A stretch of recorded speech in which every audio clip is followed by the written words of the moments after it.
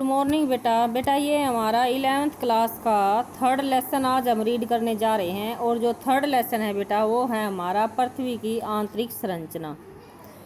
तो इस लेसन में बेटा हम पृथ्वी के अंदर वाले भाग में जानेंगे, यानी पृथ्वी के अंदर क्या है। यानी इस लेसन में हम पृथ्वी की आंतरिक संरचना के बारे में पढ़ेंगे, भूकंप के बारे में पढ़ेंगे और ज्वालामुखी के बारे में पढ़ेंगे।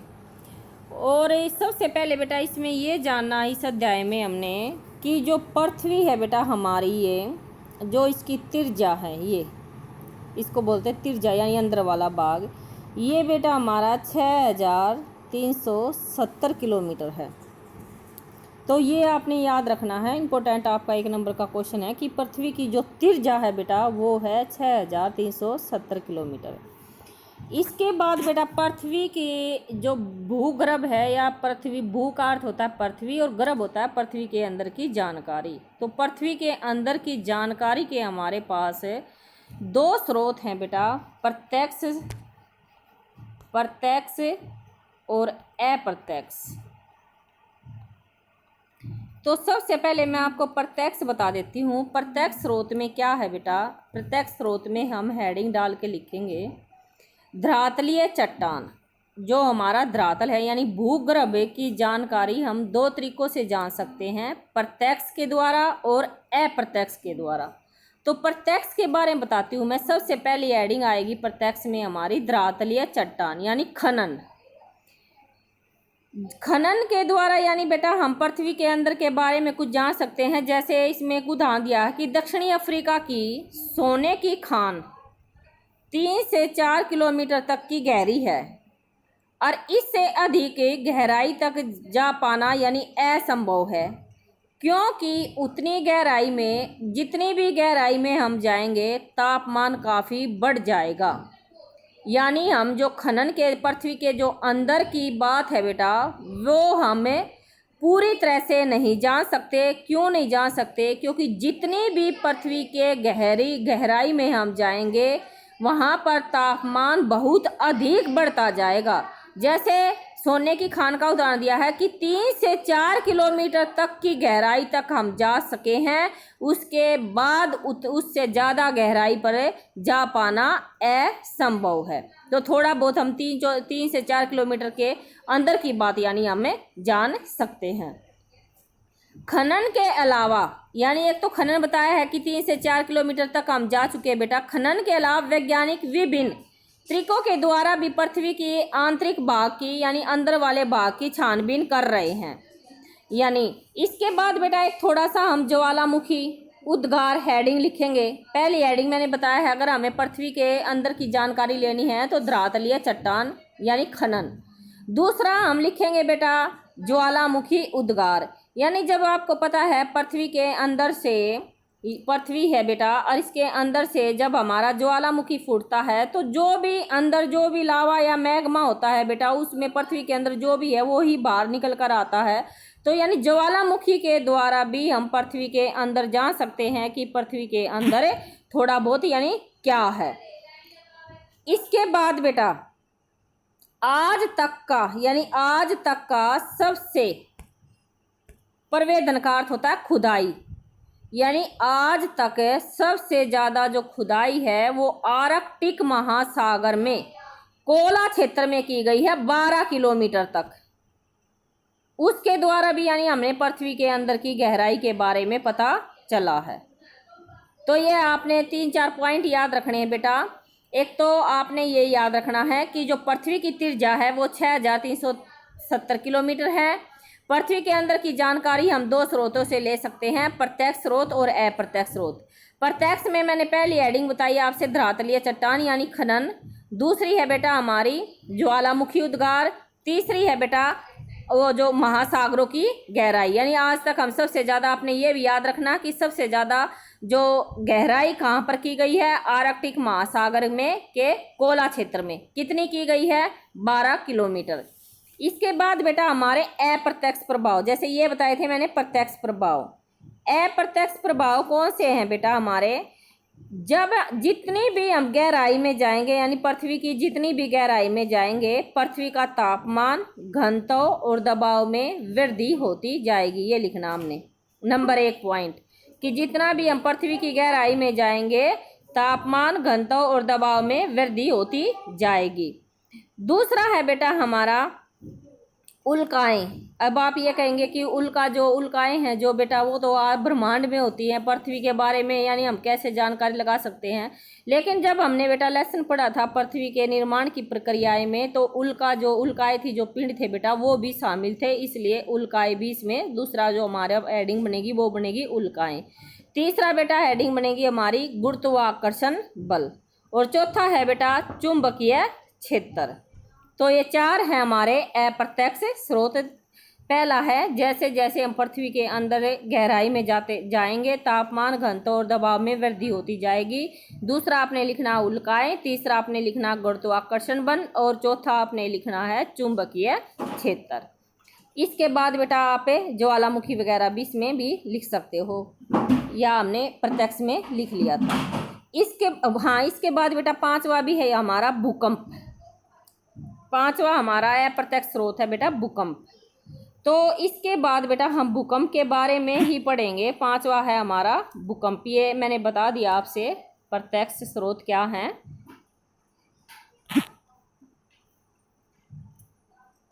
और ये मैंने ये भी आपसे करवा दिया है अप्रत्यक्ष स्रोत क्या है। अब हम पढ़ेंगे बेटा भूकंप के बारे में। भूकंप क्या है? सबसे पहले बेटा भूकंप का अर्थ यानी पृथ्वी का कंपन। और आप जानते हैं जो भूकंप का आना है ये एक प्राकृतिक घटना है, और ये पृथ्वी के अंदर से ऊर्जा निकलने के कारण, यानी जब पृथ्वी के अंदर से ऊर्जा निकलने के कारण तरंगें उत्पन्न होती हैं, जो कि सभी दिशाओं में फैल जाती हैं और भूकंप लाती हैं। डेफिनेशन आपने ये याद करनी है कि भूकंप का अर्थ है पृथ्वी का कंपन। यह एक प्राकृतिक घटना है और पृथ्वी के अंदर से ऊर्जा निकलने के कारण तरंगें उत्पन्न होती हैं, और ये तरंगें हैं जो सभी दिशाओं में फैल जाती हैं, जिसके कारण पृथ्वी में कंपन या भूकंप लाती हैं। इसके बाद बेटा हमारा आएगा इसी में ये तरंगे, आपका दिखा भी रखा है बेटा, ये तरंगे सभी दिशाओं में ये तरंगे फैल जाती हैं। जो तरंगे हैं हमारी ये भी आपने याद रखनी है बेटा। इसमें 2 तरह की तरंगे हैं, पी तरंगे और एस तरंगे। ये भी याद रखें आप कि जो तरंगे हैं वो 2 तरह की होती हैं, पी और एस इसमें। इसके बाद बेटा हमारा आता है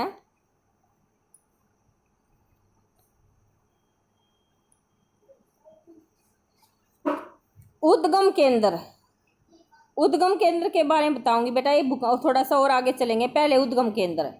उद्गम वह स्थान होता है बेटा, जैसे मान लीजिए ये हमारी पृथ्वी है और ये स्थान उद्गम, यानी जहाँ से भूकंप उत्पन्न होता है बेटा पृथ्वी के अंदर से, यानी वह स्थान जहाँ से ऊर्जा निकलती है, भूकंप का उद्गम केंद्र होता है।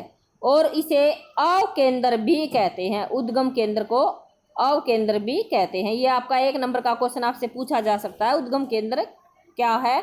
तो वह स्थान जहाँ से बेटा ऊर्जा निकलनी आरंभ होती है, यानी जो केंद्र जहाँ से भूकंप उत्पन्न होता है। इसके बाद अधिकेंद्र बेटा, ऊर्जा तरंगे, जैसे आपने पता है कि जैसे अधिकेंद्र क्या होता है? पास वाला स्थान, यानी जहाँ से अधिकेंद्र जहाँ से यानी भूकंप उत्पन्न होता है, और अधिकेंद्र पास वाला स्थान, यानी जैसे ऊर्जा की तरंगे अलग अलग दिशाओं में चलती हुई पृथ्वी की पूरी सतह पर पहुंचती है, और भूतल पर वह बिंदु उद्गम केंद्र के सबसे नजदीक होता है। यानी अधिकेंद्र यही है बेटा, जो भूमि के जहाँ से भूकंप उत्पन्न होता है पास वाले स्थान को, यानी जैसे जैसे आपको पता है जो दूर स्थान चले जाते जाएंगे भूकंप की जो तीव्रता है वो कम होती चली जाएगी, और पास वाले स्थानों पर सबसे ज़्यादा तो जो भूकंप होता है बेटा वो अधिकेंद्र में होता है, और जो पास वाले स्थान होते हैं उनमें भी ज़्यादा होता है। तो पास वाले स्थानों को ही अधिकेंद्र कहते हैं, यानी ये उद्गम केंद्र के सबसे नज़दीक होता है, और यहीं पर सबसे ज़्यादा तरंगे हैं जो, यानी तरंगों का अर्थ क्या है? भूकंप पे सबसे ज़्यादा महसूस किया जाता है। और जो आपका अधिकेंद्र है बेटा ये 90 डिग्री, यानी पास वाला जैसे यहाँ से उत्पन्न हुआ तो सीधा जो स्थान होंगे वहाँ पर भूकंप का प्रभाव ज़्यादा होगा, तो इसलिए 90 डिग्री का यहाँ पर कोण बनता है, इसलिए अधिकेंद्र का माप 90 डिग्री भी कहा जाता है। इसके बाद मैंने वो वहाँ पर बता भी दिया था बेटा, जो भूकंपीय तरंगे हैं सभी प्राकृतिक भूकंप स्थल मंडल में ही आते हैं, यानी सभी जो भूकंप हैं वो स्थल मंडल में, और प्राकृतिक के जो भूकंप है वो स्थल मंडल पर ही आते हैं, ये भी याद रखें। तो भूकंप पे एक आपका ये क्वेश्चन भी है कि भूकंप को मापने का जो भूकंप को मापा कहाँ कैसे जाता है, कि भूकंप की तीव्रता कौन से स्थान पर है, कहाँ है, कितनी है, कैसे मापते हैं, तो इसको बोलते हैं बेटा सीस्मोग्राफी। सीस्मोग्राफी यानी भूकंप मापी यंत्र को बोलते हैं सीस्मोग्राफी। यह यंत्र सतह पर पहुंचने वाली भूकंपीय तरंगों को मापता है, यानी इस भूकंप मापी या सीस्मोग्राफी के द्वारा जो तरंगे सतह पर पहुंचती हैं तो उनकी तीव्रता को मापता है। फिर मैंने यही बताया था बेटा, जो तरंगे हैं हमारी दो तरह की हैं, इसको प्राथमिक और द्वितीयक तरंगे भी कहते हैं। प्राथमिक तरंगे यानी P और द्वितीयक तरंगे यानी S तरंगे। अब आपका क्वेश्चन यहाँ पर इम्पोर्टेंट ये बनता है बेटा कि जो प्राथमिक तरंगे हैं और आपकी द्वितीयक तरंगे हैं या S तरंगे हैं या P तरंगे हैं, इन दोनों में अंतर बताएं। तो P तरंगे और S तरंगों में अंतर इम्पोर्टेंट क्वेश्चन है बेटा, आप ध्यान से सुने। P तरंगे सबसे पहले, यह प्राथमिक तरंगे होती हैं, नंबर 1 प्राथमिक, क्योंकि पहले P प्रथम पहली तरंगे होती हैं। यह तेज गति से चलने वाली तरंगे होती हैं। नंबर 2 पॉइंट, पहला नंबर 1 प्राथमिक तरंगे भी इनको कहा जाता है P तरंगों को। नंबर 2 यह तेज गति से चलने वाली तरंगे होती हैं। नंबर 3 यह तरंगे धरातल पर सबसे पहले पहुंचती हैं। जो P तरंगे हैं बेटा सबसे पहले पहुंचने के कारण इनको प्राथमिक तरंगे कहा जाता है। और यह ध्वनि तरंग यानी ध्वनि का अर्थ है यह तरंगे आवाज करती हैं। चौथा पॉइंट बेटा, ये तरंगे ठोस, तरल और गैस तीनों से होकर गुजरती हैं, यानी ये तरंगे लगभग तीनों तरह की होती हैं, ठोस, तरल और गैस। इसके बाद बेटा हमारा आता है द्वितीयक तरंगे यानी S तरंगे। जो S तरंगे हैं बेटा, इन तरंगों को द्वितीयक तरंगे भी कहा जाता है। यह धरातल पर कुछ समय पर बाद पहुंचती हैं बेटा। P तरंगे सबसे पहले पहुंचती हैं और ये S तरंगे हैं जो धरातल पर यानी सतह पर कुछ समय बाद पहुंचती हैं, और यह तरंगे केवल ठोस होती हैं बेटा। जैसे हमने प्राथमिक पढ़ा ठोस, तरल और गैस होती हैं, लेकिन जो ये S तरंगे होती हैं बेटा ये केवल ठोस होती हैं, और यह तरंगे समुद्री तरंगों जैसी दिखती हैं, यानी जैसे तरंगे समुद्र में उत्पन्न होती हैं ऐसे ही समुद्री तरंगों जैसी ये तरंगे दिखाई देती हैं। इसके बाद भूकंपीय छाया क्षेत्र बेटा, जो भूकंपीय छाया क्षेत्र है बेटा ये हेडिंग है हमारी, ये बेटा हम कल पढ़ेंगे, आज के लिए इतना ही है।